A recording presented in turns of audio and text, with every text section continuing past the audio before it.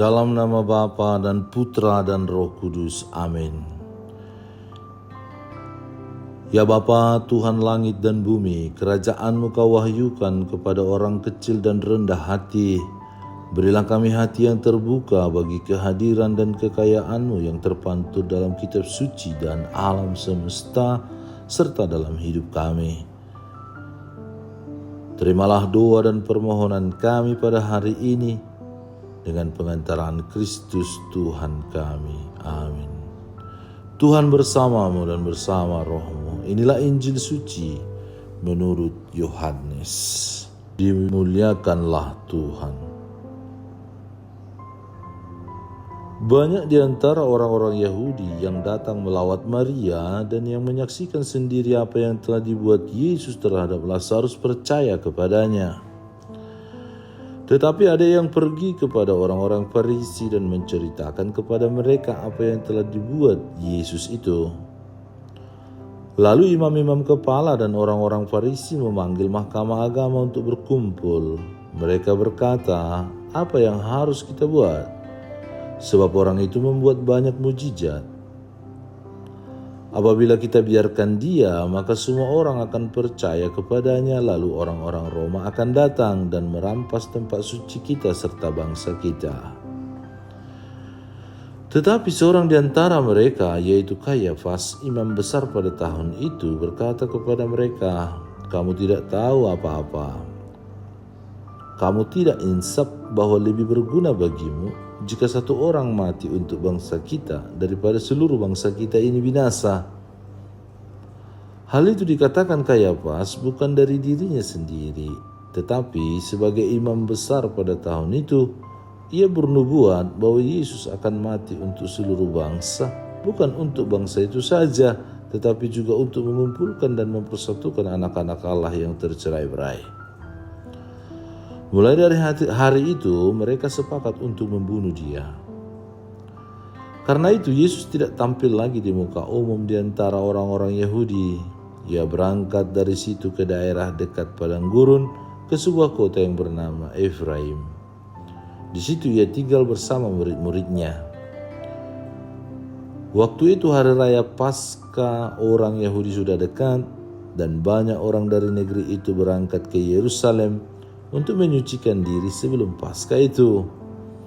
Mereka mencari Yesus dan sambil berdiri di dalam bait Allah, mereka berkata seorang kepada yang lain, "Bagaimana pendapatmu? Akan datang jugakah ia ke pesta?" Demikianlah sabda Tuhan. Terpujilah Kristus. Para saudara-saudari yang terkasih dalam Kristus, kita telah memasuki hari terakhir pekan Prapaskah kelima. Dan besok kita akan memasuki Minggu Palma dan Pekan Suci, di mana di dalamnya ada hari suci. Pada hari ini kita mendengar kisah dari Injil Yohanes yang berbicara bagaimana para ahli Taurat khawatir akan kehadiran Yesus yang telah melakukan banyak mujizat serta perbuatan-perbuatan baik. Mereka merasa terancam dan mereka harus melakukan sesuatu untuk mengatasi hal tersebut agar posisi mereka tidak terancam. Para ahli Taurat mencerminkan sikap khawatir akan hilangnya status dan penghormatan terhadap diri mereka sebagai pemuka agama. Dan Yesus dianggap sebagai pengacau, pengganggu, penggugat, serta provokator di kalangan mereka, di kalangan orang-orang Farisi dan ahli-ahli Taurat. Kenyamanan mereka terusik karena pewartaan, kehadiran, mujizat, sabda Yesus yang disampaikan kepada banyak orang. Saudara-saudari terkasih, apa yang perlu kita renungkan terkait dengan bacaan hari ini? Dalam nubuat Yeremia, kita mendengar bahwa Allah telah memberikan tempat kediamannya sendiri kepada umatnya. Arti tempat kediaman dapat bermakna tempat di mana Allah tinggal atau tempat di mana Allah berada. Dalam perjanjian lama, kehadiran Allah dilambangkan dengan adanya tabut perjanjian di tengah-tengah umat Israel. Akan tetapi, apa yang disampaikan oleh nubuat Yeremia dalam bacaan pertama bukanlah suatu benda atau tempat dalam arti harfiah, melainkan pada person, karena berkaitan dengan pengudusan atau memberkati. Berkat. Kata memberkati mengandung makna yang sama dengan menguduskan. Dalam hal ini, benda mati tidak dapat menguduskan, dan yang dapat menguduskan adalah sesuatu yang hidup, artinya berkaitan dengan orang pribadi. Secara singkat dalam bacaan pertama, yang dinubuatkan sebagai tempat kudus Allah adalah Yesus itu sendiri. Jika dalam perjanjian lama pengudusan identik sebagai kurban atau hewan kurban, maka dalam perjanjian baru pengudusan dilakukan oleh Yesus. Yesus kurban untuk keselamatan kita sekali dan selamanya. Tidak perlu berulang kali. Hal inilah yang tidak dapat disadari oleh para ahli Taurat dan orang-orang Farisi dari kehadiran Yesus, kedatangan Yesus. Mereka hanya fokus terhadap hal-hal yang berlawanan dengan mereka karena ajaran Yesus, tindakan Yesus yang selalu membuat mereka tidak aman dan nyaman. Belajar dari sikap orang-orang Farisi dan ahli-ahli Taurat, mari kita bersikap lebih terbuka terhadap karya-karya baik yang dilakukan oleh orang lain dan tidak bersikap egois terhadap segala perbuatan baik yang dilakukan oleh orang lain. Terkadang kita memang pernah merasakan iri hati, cemburu, sombong karena hal-hal tertentu. Akan tetapi, pernahkah kita mempertanyakan mengapa kita merasa demikian? Sebagai manusia, kita hanya dapat bersikap sebagai makhluk sosial yang saling tolong-menolong, bantu-membantu, dan menciptakan kebaikan dalam hidup bersama. Hal tersebut sesuai dengan poin dari bacaan pertama terkait dengan nubuat yang disampaikan Allah melalui Nabi Yeremia, yakni Ia memberikan tempat kediamannya bagi umatnya. Kehadiran Yesus juga seharusnya menjadi saat di mana kita membawa kebaikan dan damai bagi orang lain dan bukan menebarkan kebencian serta rasa-rasa yang tidak baik, yang menjatuhkan, menyingkirkan, membenci, tidak suka terhadap orang lain. Bukan menebarkan itu semua. Akan tetapi kita diajarkan untuk bersedia menjadi seperti Yesus yang senantiasa membawa kebaikan dan kedamaian bagi orang lain. Kendati pun keberpihakan kita kepada orang miskin, orang yang terlantar, orang yang menderita, orang yang kesepian, orang yang tak bisa merasakan kebahagiaan lagi, bisa menjadi membuat kita merasa kesulitan.